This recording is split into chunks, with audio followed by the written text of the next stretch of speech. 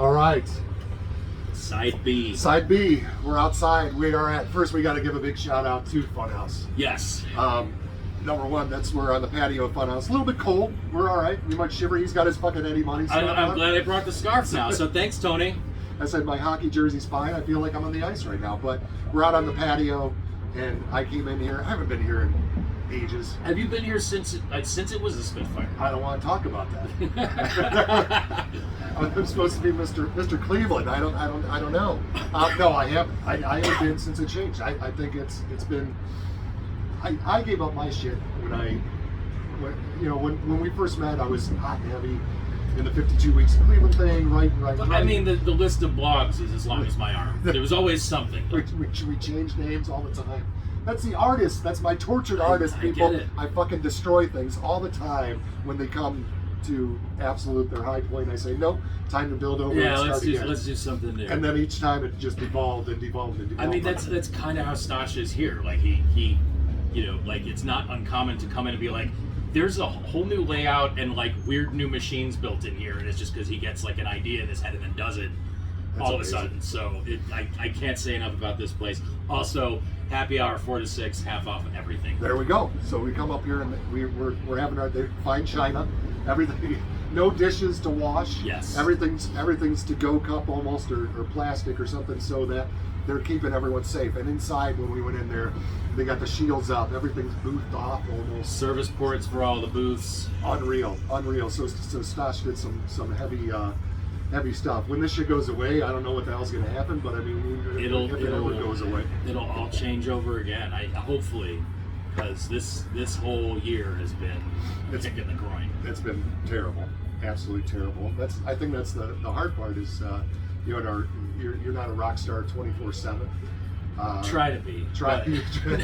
Nobody pays attention to it, but. I said that's it. So you're facing that. I've been out of work, and I tell everyone I was out of work for like 8 months. It sucked. It was therapeutic. I think it was therapeutic, and it sucked at the same time. Yeah. So I think a lot of people are going through that same thing where you're in that comfort zone, and then bam, you have no time to change face or do anything. No, I mean it's not all bad. Like I see my daughter way more than I ever have before, which is great. See my girlfriend a lot more than I did when I was traveling for work, which I assume will start up again at some point, but that's been nice. But like, we were talking about this a little bit upstairs before we started. The first part, like, our drummer lives in Chicago, which I think is amazing. And so the last show we did was our record release for this, Taking the Fast Way Down. There we go. On Steadfast Records, steadfastrecords.net. He's gonna drop my prop down the fucking chute over here. Right. There's plenty more where that came from. Buy them. They have extras, I guess. We did the record release show on February 15th, and then within 3 weeks it was done. And so I haven't played until now for 10 months. I haven't seen Tony in 10 months. And then and on top of everything else, like while this started going on, right at the beginning of it, he ended up having some really heavy family shit going on. So he got tied up in that and kind of still is. So even though it's like, well, we could get him here, but the risk reward is just too it's too high right now. It's not like we're practicing for a show. We certainly aren't ready to write another record because we just finished one. That's it. You would think some of the creative juices would go. But it's hard to say. Like I said, I think that everyone's in that mood funk. Yeah. Whether it's real depression or it's real. It's very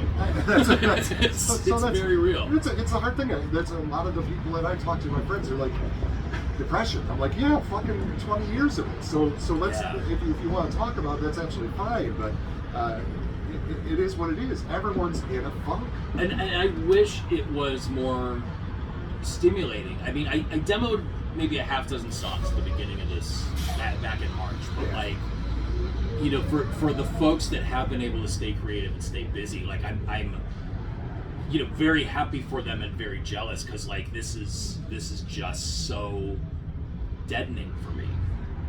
Like the first time I was married, I didn't play in a band for maybe 5 years, and it resulted in some pretty unfortunate mental health statuses, and this is just part of it. And it's like, I'm conscious of all of that, Yeah. I know it's happening. It's not just like, what, this sucks, what's wrong? Like, I know what's wrong, like everything.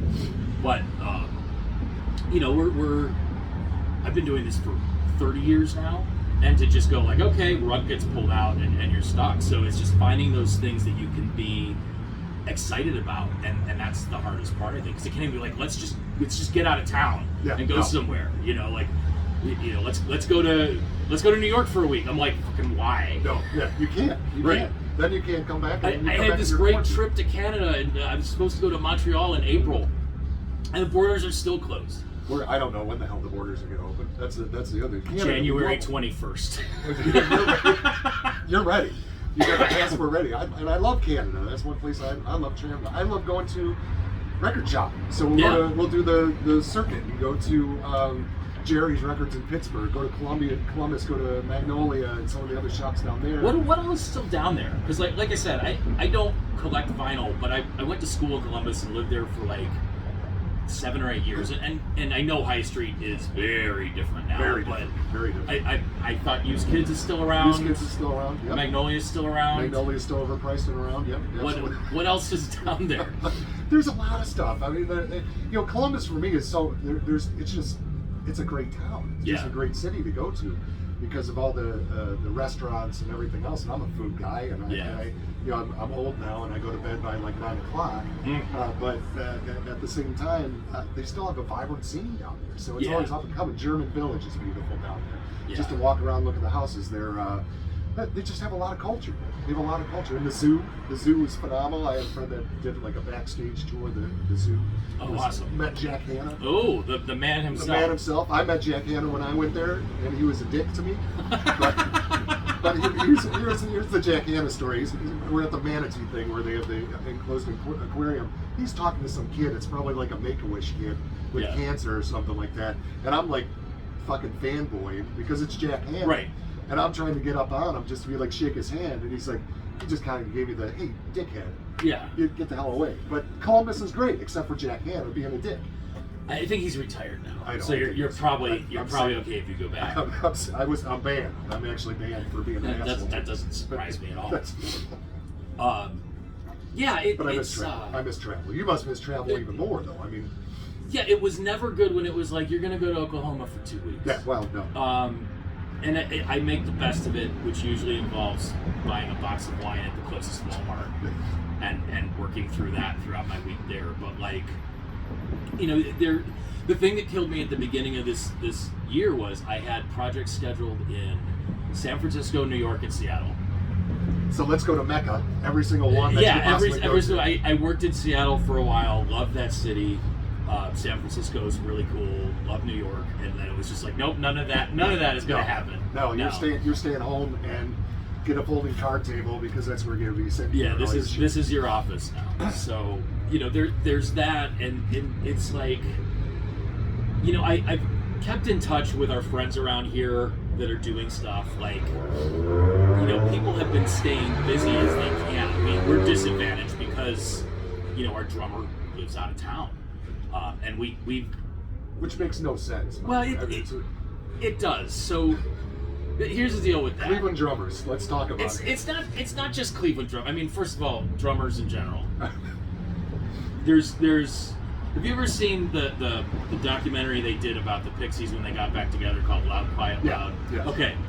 So my takeaway from that was Charles Frank Black, kind of a dick, but I knew that already. The other thing is David Lovering, their drummer, without being exactly like any other drummer I've ever met, is exactly like every other drummer I've ever met. They're a special breed. And the ones that can do it are fantastic. Yeah.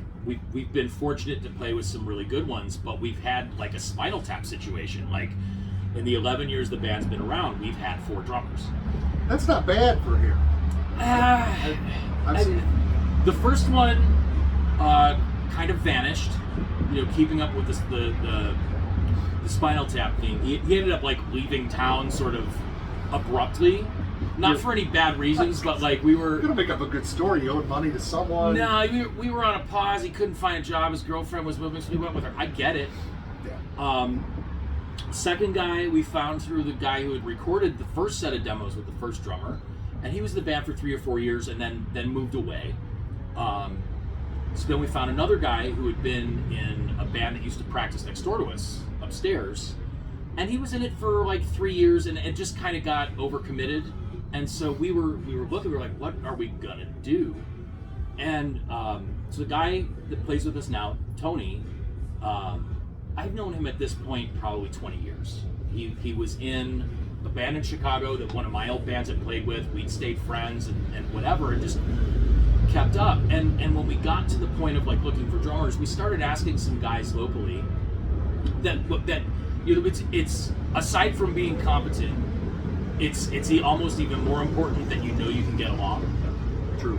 And those guys, like, without fail, pretty much everyone was like, I would love to, I can sub, I can help you record, but I can't commit. And we're like, what are we gonna do? So we started looking at it, and the way that things were, with me being gone so much, it was like, well, if we're only gonna practice once a month, let's see if it makes sense to bring in someone from out of town. So we went up to Ken and I, the bass player and other singer in Habs, who was my former bandmate in The Unknown.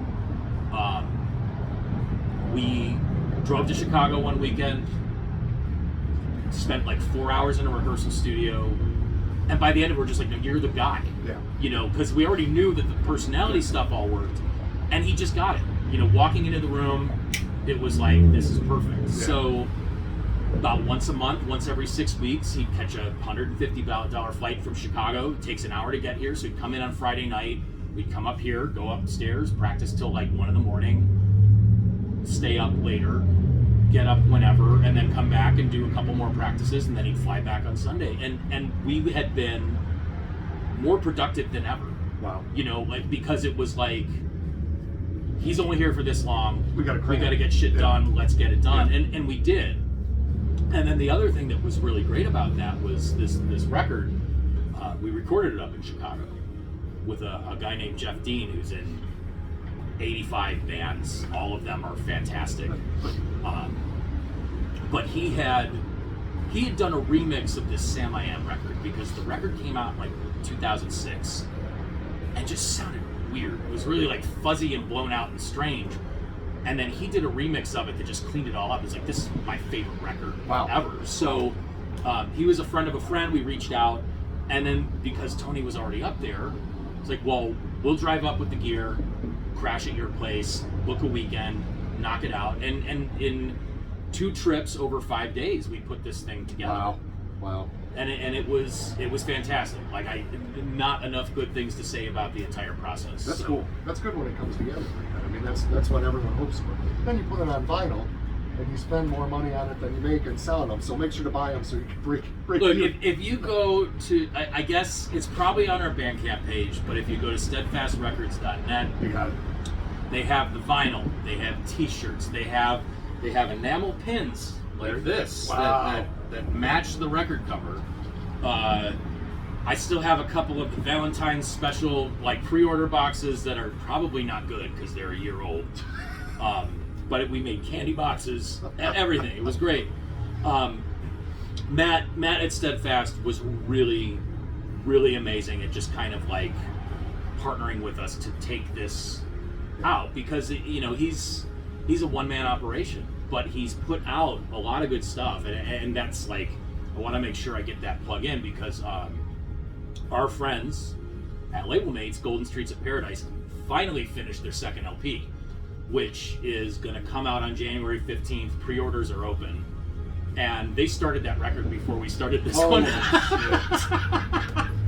So when the announcement came out last week, and I messaged them like, "Oh my God, you finished! That's amazing! How did this happen?" Amazing. And they're rad, and that's part of it. I mean, a lot of what Matt does with Steadfast is some like really, really wonderful reissues of.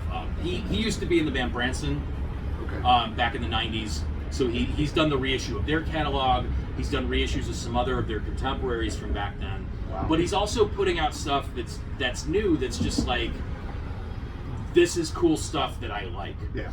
I think the other band that's active now, I mean COVID active, is Harvey P. Cards did a record on there last year. Okay. And great dude to work with, and it's all just a complete labor of love. So it was like we brought what we could bring, aside from just the music, but like our Ken, our my bandmate is like an amazing photographer and a designer and stuff. So it was just like knocking all these people together and coming up with this stuff. Because the last thing I want to do, like when we walked out of the studio at the end of the vocal sessions, like there were some emails back and forth with the mixes, like, okay, it's done. I never want to hear this again. That's like I'm just done. And then it's like, can we just get it out? Pick a cover. I don't care what the cover looks like. And this is what we got. It was perfect. Yeah, I don't care what we had a different cover, and we were ready to go to print with it. And then Jeff, who recorded us, one of his bands had a record come out where the artwork was eerily similar. Oh, Jesus. All right. So we gotta take it off. So we're going to take that picture, and we're going to fucking put we're going to do something with it. So what about the videos?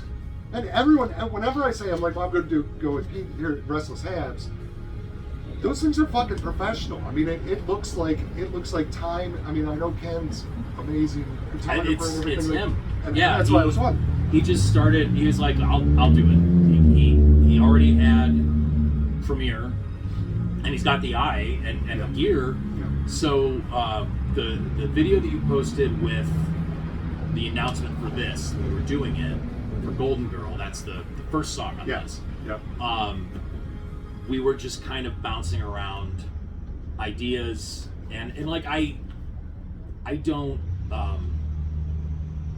I get weird ideas that are probably going to be really expensive or crazy. Right. Like I'm wearing a Sparks t-shirt. Like I'm obsessed with that band, right. And part of the reason I'm obsessed with them is like visually, like their videos are fucking crazy, and they're amazing. I'm like, what if we did something like Lighten Up Morrissey, where it's like it's just awesome. So that's $100,000. Yeah, he's like, and they do it on the cheap too. Like those guys have their whole thing wired, but like Ken came up with the idea. He's like, well, it's called Golden Girl, which doesn't have anything to do with anything. Like it's literally just a non sequitur title. He's like, well, what if we make it literally about that, since it doesn't matter? And I was doing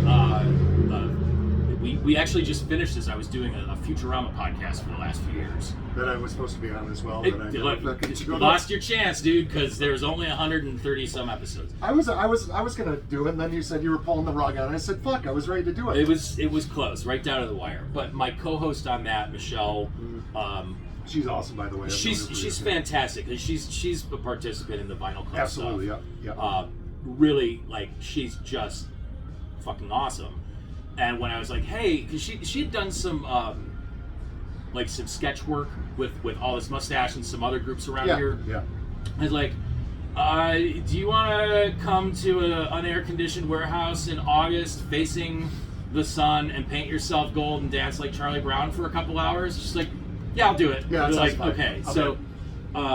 So that, I mean, literally it was just like, I think our whole budget for that shoot was... balloons. Total, including gold paint. We bought her wardrobe, which she ended up throwing out because it was ruined with the paint on it afterwards. I think it was maybe $300. That's amazing. He did the video for Slider, the second song on the record, just kind of on his own. And he's like, I have an idea. We got a friend that'll do it. So he put that together. And then the other video that's come out so far. I mean, there's some lyric videos and stuff that he did too, but the other one that's like a video we shot here at Funhouse. Yeah, that was a good one too. With Michelle again, Yeah, and Stacy, who was in the Slider video, and then Laura Wimbles, Cleveland Impresario, now maybe better known as Lenora on the Big Bad Bee movie show. Oh, right. And it was, I mean, again, it was just like, we're going to call in a bunch of favors. Like, hey, Stosh, can we use the bar before you open? He's like, yeah, here's the keys. And so we just knocked it out, and then we were wrapping up, and the bartender came in to open the bar. And Matt from Steadfast is the bartender in that video. Like, that's we try to keep it in the family. And we want to do more, but again, it's just been like... What are you going to do? Yeah, like, if you look at the stuff that's come out this year, like, you know, there was that new Bob Mould record back in September, Blue Hearts. Yeah. And he's put out 2 or 3 different videos for it, but you can tell they're all filmed separately, and they're just compositing all this stuff together because that's just how it is now. You don't want to get together with it. You're afraid to Well, get he's in San Francisco, and the drummer's in like New Jersey, and then the bass player's in Chicago. Like, how do you make it happen? You do a Zoom call and do a fucking video on Zoom call, and that's it. But it's tough because you don't know.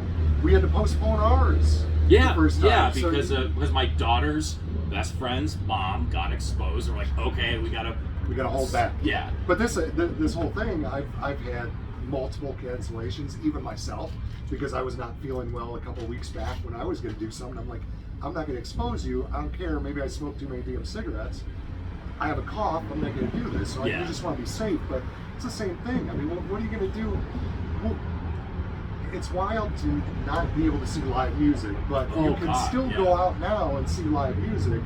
But it's all tribute bands doing it, and I'm I'm still on the fence to say we did a wonderful tribute of Eddie Money in the first video, but why are they doing it? And well, and the guy who plays drums in Ken's other band, he was drummer number 2 in Habs, Eric. He did a show with one of his other bands it was a benefit for something, and he got there, no social distancing, no one wearing masks, and he got COVID, and it fucked him up. And like, is it worth it? That's the question. Like, you know, even with the stuff with like, because I, aside from doing music stuff, like I love going to see live comedy. Yeah. And there's like the stuff where they're doing like drive-in shows and stuff. And like it's not. No. I don't want it. Like if I can't have, and maybe this is just me like being all Burger King-y about it, but like if I can't have it my way, I don't want it. I don't want it. And now that it's getting cold, I mean we're both polar bear guys. So exactly. We have the meat. We're good. We're insulated. Who came? Piven came last week, I think. Polarities is still doing shows, and I don't know how they've. You know, first of all, it's the sort of place where it's like the comedian is on a stage, they're removed. If they're cutting the the capacity down by 40 or 50% or whatever, it's a big room. Yeah, it's a huge. So it's not. But it's not awful. It was $60 too, but again, it was. Look, all that tuna he got mercury poisoning from is not cheap. No one will forget. No one will forget poor Jeremy. That was amazing.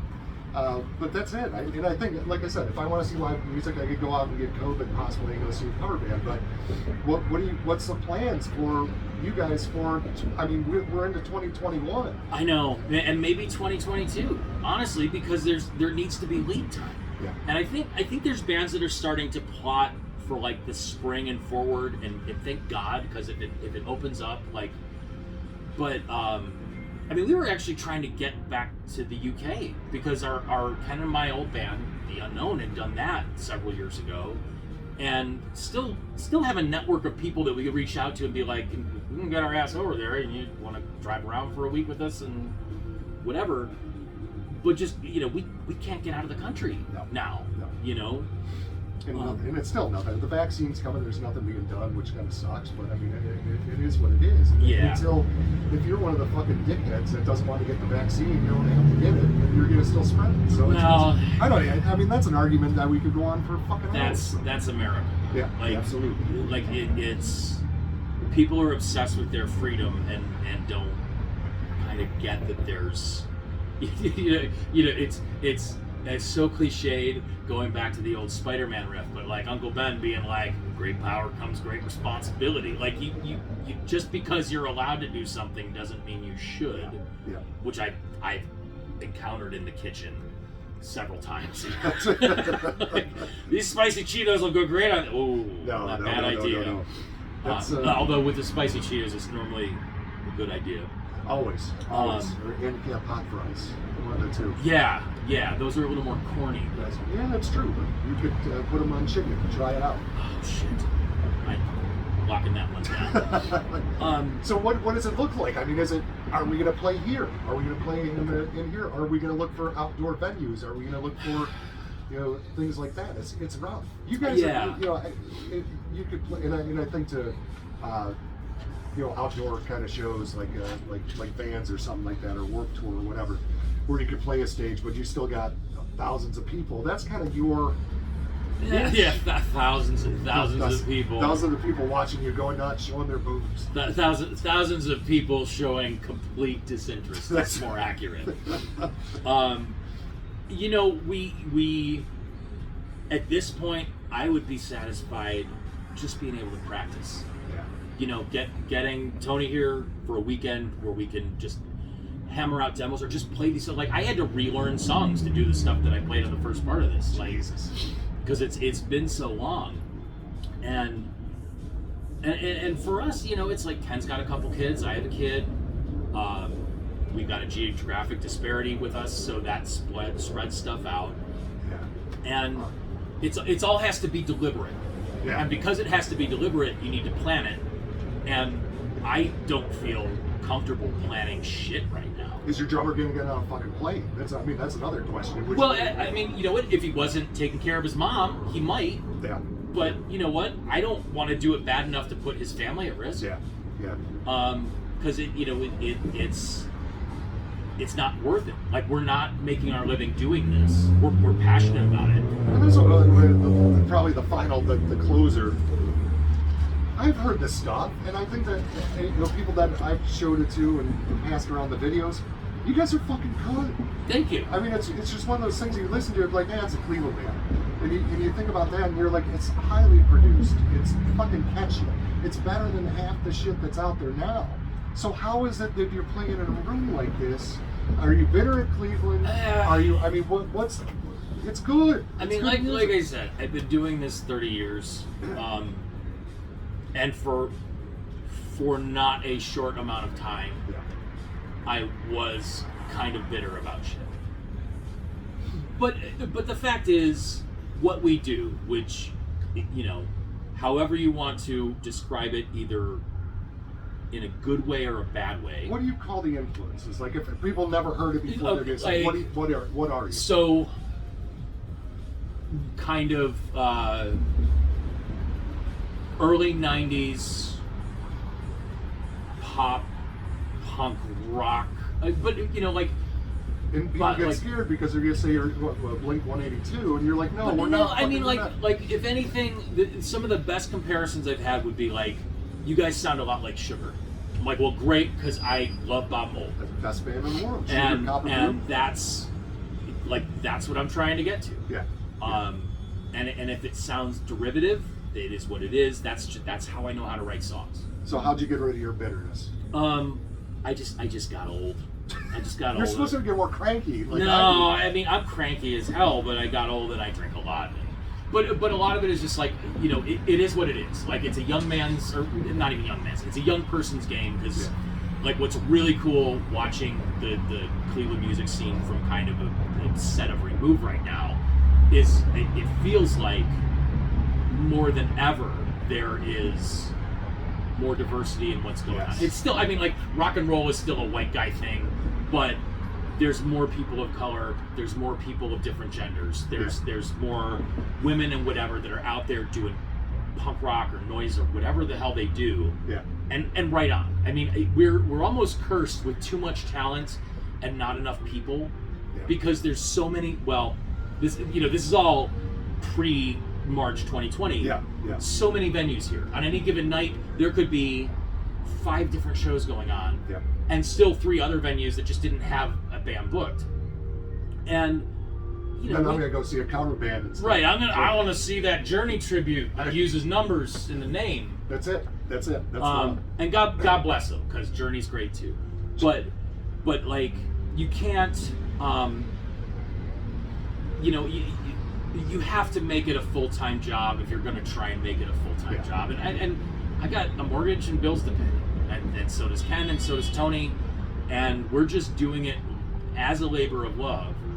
But we're stupid enough to be like, well, let's rent a van and go out for 2 weeks. Like, let's use my PTO, all my vacation. Yeah, I got vacation. I'm rolling a week over this year, so I'm good. But the other side of that too is, I think, the type of stuff we do, because it's more, you know, I like to get into even a more like mass media comparison. I think like saying we sound like Foo Fighters is not is not out of line, and great. I like the first 3 records and 1 song off of every record after it. Sure. Because they're fantastic. It's a fun band. But that's never gone over well here. No. I mean, even since the 70s, it was always either kind of weirdo Rocket from the Crypt, Yep. or snotty Dead Boys, or as we moved into like the 80s and 90s, kind of crazy metal math rock stuff too. Yeah. And all of those guys are also like, if you ever came up on like a day that all the bands are practicing upstairs here, it's a fucking cacophony. But there's Axioma, there's Fox, there's Skitter, there's us, there's a reggae band, there's like crazy hardcore bands. All this stuff is going on out there, and it's great. Like, everyone is just doing it to do it. But as far as being sort of accepted, and we have fans here who are wonderful and have been with us for years, either with this band or the bands before, and they still support us. Cleveland Rabbit fans. I mean, that's one thing. If you latch on to something, then you're gonna stick with it. And I saw tons of shows here when Strutting Cox. I was a huge Cox fan. I love Cox, man. I love Cox. Yeah, I've heard stories. But I'm seeing them all the time. It was just a fun band. It was a great freaking party band kind of thing, like punk rock stuff. So you latch on to a band and you'll hang out, and I think that's how I and I've never fucking seen you guys, so I don't want to see go right back to that. But we're still Ken, you, and we're still tight, right? Regardless, but there are rabid fan bases for bands. But it's not enough to kind of push it beyond. And then the other thing that happens for us, just because we're rockers of a certain age, is, your friends would be there, but fucking babysitters are expensive. And it's a Thursday night, I got a 7:00 meeting the next day. Like, and that's just life. That's it. And what we always found with the band Ken and I used to be in, The Unknown, which is not done, we're inactive. Yeah. And again, the drummer in that band now lives in New York. So drummer problems, Cleveland. Who was the first drummer in Habs. So it's funny that way. You're stuck with, like, when we would go to Europe to tour, it was amazing. Yeah. People just ate it up. They were so happy and they dug it, and like, I don't know, and maybe it is this, because I certainly had that sort of resentment where it's like, fuck those guys, why are they getting on all these shows? Yeah. Like, why are they on that festival? I don't want to play it, but they fucking ask me. I just want them to ask so I can say no. Is that wrong? Take it out. And I noticed that too. I think the first time I noticed, because I live in Cleveland. I mean, that's pretty much it. I'd still like to travel, but when Archie and the Bunkers got hot, and they were touring a lot here, and they had really good crowds at beaches and everything, but you would see them in fucking France, and they'd be playing in look like a parking lot with 1,000 people in attendance, because it was the wildest thing. But they had a good following here, but still at the same time they had way more when they went to Europe, when they went to France, when they went to the UK. Yeah. That's why David Hasselhoff is fucking popular in Germany. I mean, what's the deal? Look, if we're talking about national treasures like Eddie Money, David Hasselhoff needs to be in that conversation too. Absolutely. There's a, and again, like, there's so many talented people here. There really are. And just, I was thinking of this as I was driving up here today. It's like, I should mention my friend's band. It's like, almost everyone I know plays in bands, because those are the people I've associated with for the last 30 years. But like Golden Streets of Paradise, they are fantastic. It's shoegazy dance rock with this dark ass goth thing. Again, Steadfast Records. It's available for pre-order now. Check it out, because you will not be disappointed. But Dark Matter Drive, Public Squares. Public Squares is one of the fucking wildest bands. And like, I used to play with all of them. Like, all 3 of those guys were in Sidecar. 2 of them were in Sidecar with me for 3 years, and the other guy is the guy that I replaced. That's amazing. It's just, it's great to see people doing that stuff. There's Skitter practices next door to us. Fox practices next door to us. They're both awesome. And then the other guys that are upstairs are just, it's more of a metal scene. I don't really know their thing, but like, you hear them and you're like, that's pretty cool. Good. That sounds good. When everything opens back up, you could actually go see these people, which is This is the thing. I think, I have friends that are tribute bands and everything, but there's so much original music that's out there that's so fucking good. But the people, you know, and like, you know, I'm a member of the Northeast Ohio Vinyl Club on the Facebook group because if I leave it, you keep re-inviting me back. Right, absolutely. It's my new thing. Yeah. Come on. I'm going to change the name. Yeah, what's wrong? But, you know, it's interesting to see what people are into. And there are people that are passionate about music, and that's a subset of the population. Yeah. And then there's the people, like, everybody likes music. There's some kind of music that resonates with them, and whatever that is, if it's polka or zydeco or hip hop or jazz or whatever, like, right on. But your average music fan is like, I just want to hear the songs that make me happy, and I know these 10 songs from high school and make me happy. Here's my playlist. It's 12 songs. That's it. I So, don't need anything new. It's Those people weird me out. way. That fucking shit weirds me out, though. When someone's not into music, I'm like, what's wrong with you? maybe they're into golf. Or Fuck golf. then you meet a guy like Gary from Strutting Cox who's really into music and really into golf. So I don't even know. So, there's trade-offs. Yeah. Oh shit! All right, we're gonna wrap it up. We had a good time today with Pete. I Absolutely. loved it. Thank you so much for doing it. You gotta give one of these, right? Yeah, Because thanks we're for. not, I touched his sleeve, so no fucking COVID. Thanks for having me. Please go check out Steadfast. The Restless Habs at Bandcamp.com, Facebook, all that shit. Buy it. And I showed no records but this one today because it's the only one that matters. And when I go up to turn this off, which I'm going to do now, you'll see it really good. And thanks again. It's thanks got so a much. free download code too. There it is. Professional. Thanks. Bye, everybody. Bye.